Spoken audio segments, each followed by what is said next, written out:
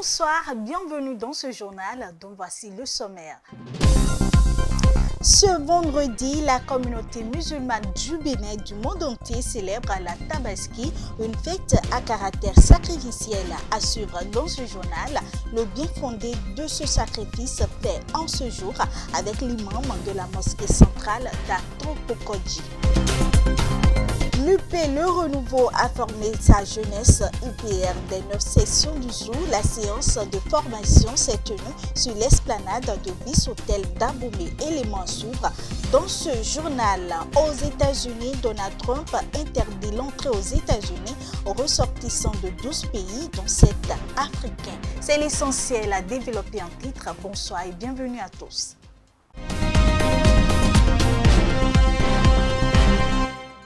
Ce vendredi est un jour de fête et de réjouissance pour la communauté musulmane du Bénin et du monde entier. Célébrée chaque année, la Tabaski est une fête majeure pour cette communauté au regard de son caractère sacrificiel. Mais quelle importance revêt ce sacrifice fait en ce jour? Suivez ici la réponse de l'imam de la mosquée centrale d'Atropokodji. Wali kulli ummatin. À toute communauté, nous avons assigné un sacrifice rituel. Donc, pour que, en faisant cela, qu'il prononce le nom d'Allah subhanahu wa ta'ala.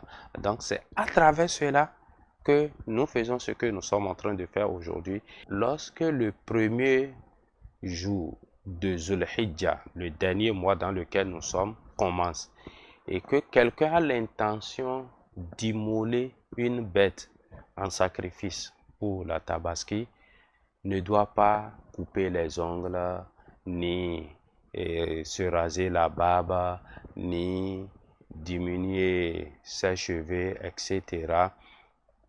Pourquoi tout ceci? Toutes ces parties-là, quand tu vas immoler, Dieu va t'écrire des récompenses par rapport aux cheveux, etc.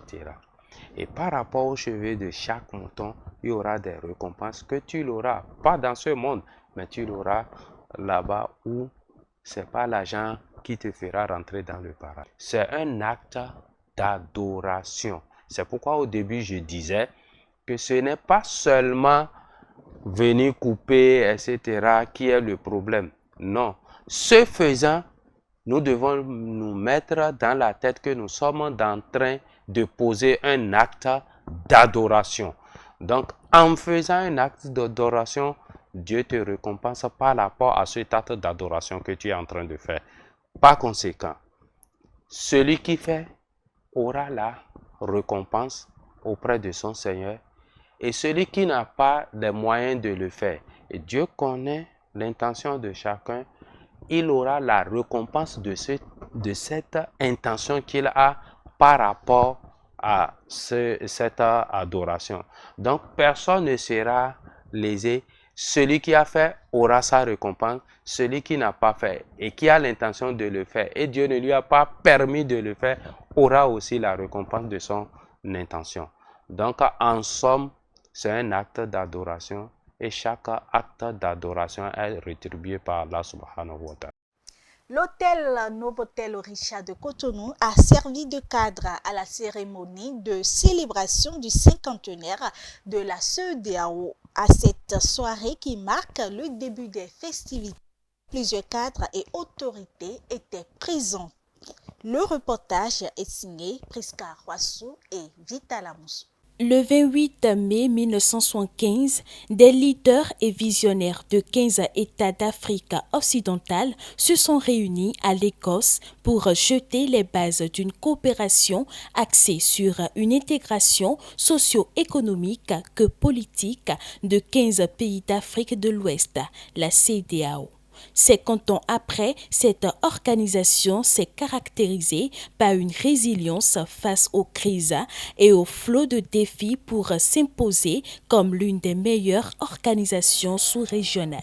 C'est à juste titre que la représentation de la CEDEAO près la République du Bénin a convié ce vendredi 30 mai 2025 à l'hôtel Novotel Orisha de Cotonou des personnalités béninoises pour lancer les activités prévues dans le cadre du jubilé d'or de l'organisation.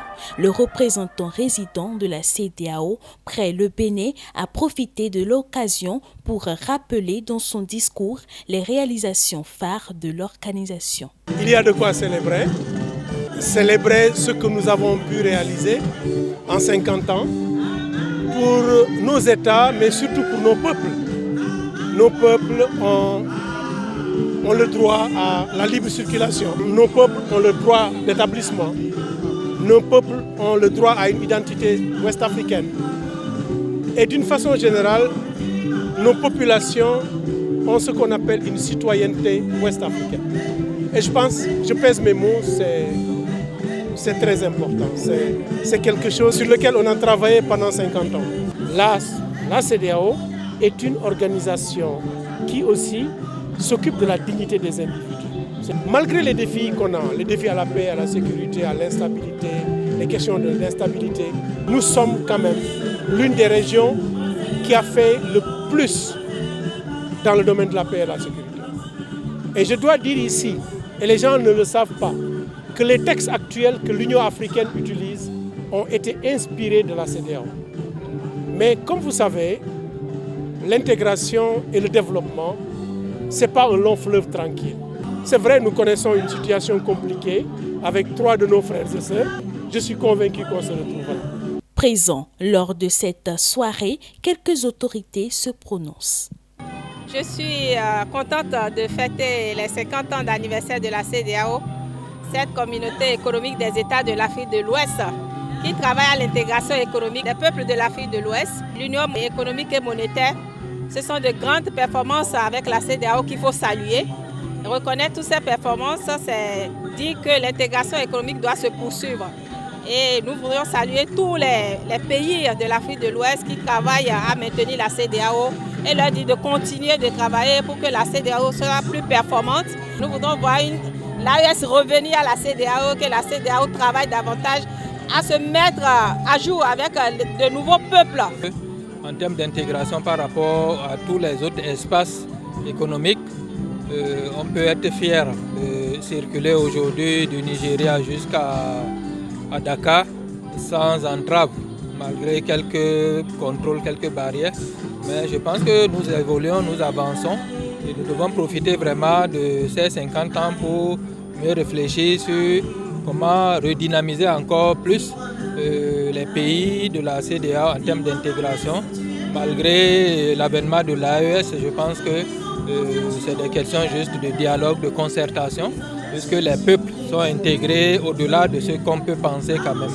Il est à noter que cette commémoration du jubilé d'or sera marquée par des activités comme la cérémonie de commémoration, les compétitions génie en herbe et d'art oratoire, le forum et colloque, le match de gala, les journées portes ouvertes, la marche de l'intégration, une création artistique, le village du cinquantenaire et un déjeuner de presse qui seront établis tout au long de cette année 2025.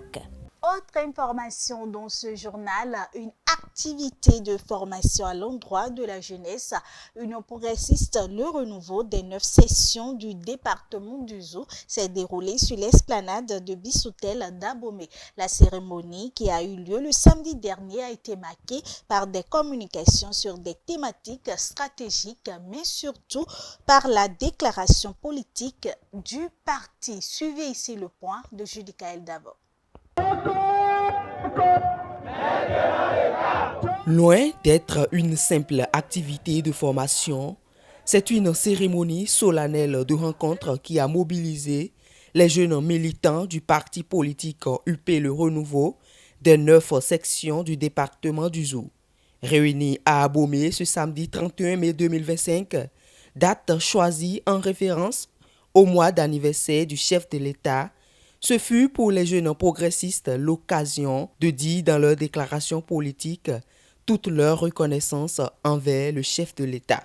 À travers cette déclaration, nous réaffirmons notre loyauté sans faille au parti, notre attachement au peuple béninois et notre fidélité à la République. Notre mobilisation en ce mois de mai ne relève pas du hasard. Ce mois est porteur de symboles, car il célèbre la naissance d'un homme d'exception, son Excellence le président Patrice Talon.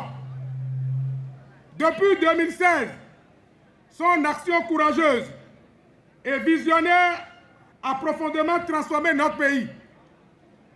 Partout au Bénin, les résultats sont tangibles. Cette dynamique n'est pas un miracle. Elle est le fruit d'une gouvernance rigoureuse, d'une ambition claire et d'une volonté politique inébranlable. Oui, nous reconnaissons à Patrice Talon le bâtisseur du Bénin moderne, le réformateur qui trace l'avenir avec lucidité et fermeté. Placé sous le thème « Défi de la jeunesse progressiste dans l'année électorale pour le département du Zou », l'événement a été rythmé par de différentes communications et des animations axées sur des thématiques liées aux enjeux, perspectives et défis des élections générales de 2026. En ce jour chargé de sens et porteur d'espérance, nous nous retrouvons ici à Abomey, au lieu de mémoire et de dignité, pour célébrer une dynamique essentielle, la formation de notre jeunesse progressiste.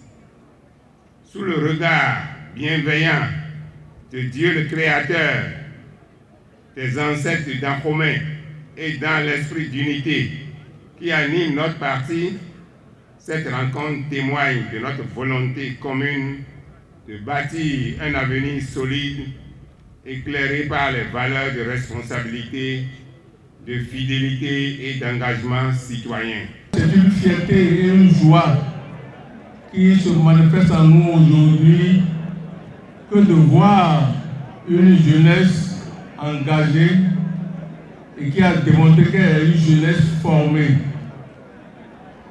Ça nous rend fiers et ça nous rassure que la relève du parti sera très bien assurée et par conséquent, la relève du pays sera assurée. Nous sommes ici pour incarner la voix d'une génération qui rejette l'inaction et l'immobilisme. Car, comme le soulignait Victor Hugo, rien n'est plus puissant qu'une idée dont l'heure est venue. Oui, l'heure est venue pour nous jeunes de l'Union progressiste Le Renouveau, de nous lever, d'oser et de bâtir. Deux engagements fondamentaux orientent l'initiative qui prend corps en ce jour: l'engagement électoral et la conscience panafricaniste. Ayant honoré de sa présence l'événement, le ministre conseiller Jonas Rantan a donné une communication sur les réalisations du gouvernement sur l'autonomisation des jeunes et femmes, ponctuée d'un message de soutien fort aux jeunes. Vous êtes, chers frères et sœurs, les héritiers, les continuateurs de l'œuvre politique. L'œuvre politique de grande portée qu'impulse à la tête de notre État le président Patrice Talon, qu'assument avec fierté militants et militantes de l'Union progressiste Le Renouveau, à l'ère de grandes réformes. Votre déclaration de ce jour sera certainement un acte symbolique, empreinte de grands engagements et empreinte d'un lendemain meilleur.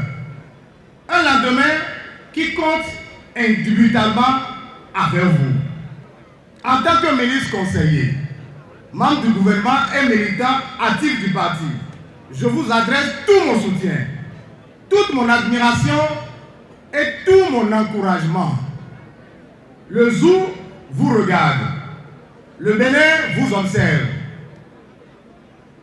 En avant pour 2026, en avant pour l'Union progressive, le renouveau, en avant dans la fidélité de la vision du chef de l'État, le président Patrice Talon, et sous l'impulsion politique du président Joseph Diobenou.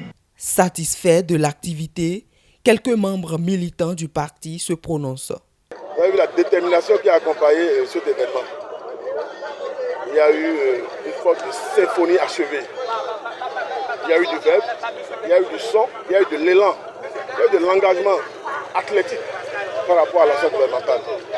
C'est la preuve que la jeunesse UP le nouveau du jour est déterminée derrière ses leaders, derrière les leaders. Vous avez vu dans la déclaration finale l'approche participative qui a été soulignée, forme de détermination à poser les vrais pas, les grands pas, pour que notre pays soit au diapason des grands peuples. La dynamique se poursuivra. Parce que les peuples sont déterminés à faire poursuivre la dynamique. Et quand vous voyez un peu ceux qui sont venus aujourd'hui, vous avez la preuve absolue que notre pays est en train d'avancer. Nous avons les hommes, nous avons les femmes, nous avons les talents, nous avons les idées, nous avons l'harmonie. Et l'action gouvernementale est fertile. C'est révélateur de ce que nous avons un leader, un président fort, le président de la République, derrière qui nous sommes unis. Et quand ça se passe comme ça, on est assuré que la relève est fortement assurée. À travers cet événement solennel, la jeunesse s'inscrit donc dans une dynamique nationale positive. À présent, l'interactualité et c'est avec Kafoui Kabo. Au Mozambique, les attaques des groupes armés dans le nord du pays repartent à la hausse 4 ans après la chute de Pemba dans les mains du groupe d'État islamique. D'après l'ONG ACLED, plus de 6 000 personnes sont mortes dans le conflit depuis qu'il a éclaté en 2017. Les citoyens des pays tels que l'Afghanistan, la Birmanie, le Tchad, la République du Congo, la Guinée équatoriale, l'Érythrée, Haïti, l'Iran, la Libye, la Somalie, le Soudan et le Yémen ne pourront plus mettre les pieds aux États-Unis. Le président américain Donald Trump a interdit aux ressortissants de ces pays l'entrée aux USA, ceci afin de protéger le pays des terroristes étrangers. Les États-Unis ont une nouvelle fois empêché ce mercredi 4 juin le Conseil de sécurité de l'ONU de réclamer un cessez-le-feu à l'assaut humanitaire de Gaza. Ce veto, le premier de la nouvelle administration Trump, intervient alors qu'Israël fait face à une pression internationale croissante. Sport à présent, ce mercredi 4 juin 2025, le sélectionneur de l'équipe nationale du Bénin a rendu publique la liste définitive de 24 joueurs retenus dans le cadre du match amical contre le Maroc. Au petit matin de ce jeudi 5 juin 2025, la délégation béninoise s'est envolée à l'aéroport international Bernardin Gonti de Cotonou pour le Maroc. Aussi, convient-il de préciser que Cécile d'Almeida, momentanément indisponible pour des raisons de finalisation de nouveaux contrats, va rejoindre l'équipe ce jeudi. Maroc-Bénin, le coup d'envoi, c'est pour le lundi 9 juillet prochain. Mesdames, Messieurs, ce sera tout pour cette édition. Merci de nous avoir suivis. Bonne fête à toute la communauté musulmane du Bénin et du monde entier.